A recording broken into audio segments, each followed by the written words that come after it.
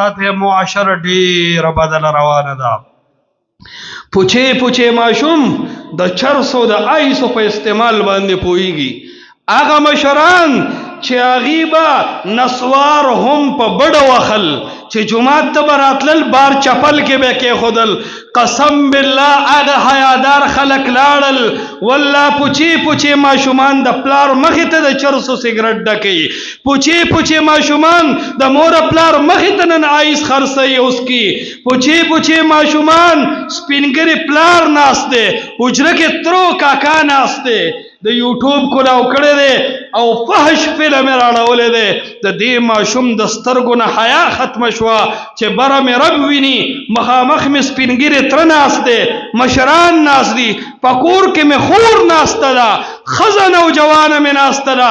د هغې مخې ته چې نوجوان د پردې جینۍ اواز په موبایل کې لګولی دی، د پردي نوجوان ټیک ټاک یې لګولی دی.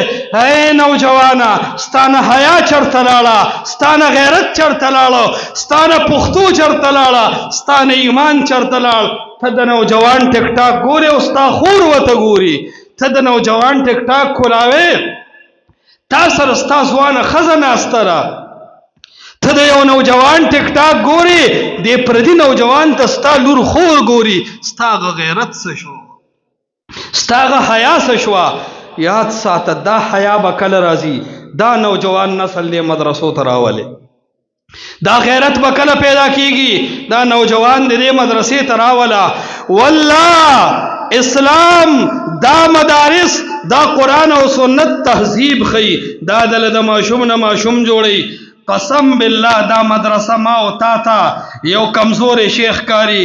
د دې د طالب د روب تپوس، د دې طالب د आवाज او د قوت فکر ورشه دا د روس نه تپوس وکا، دا د انګریز نه تپوس وکا. قسم بالله هغه غیرو چې تاریخ پړاو کړی دی تمام غیر په دې باندې متفق دي.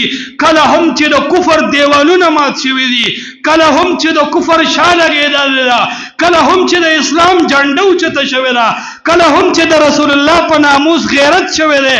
هغه اواز د دې خړې مدرسې نه راوچت شوی دی، هغه اواز دې ملنګانو طالبانو اوچت کړی دی، هغه تربیت د شیخ نصیر الحق غونده کې شیخانو کړی دی.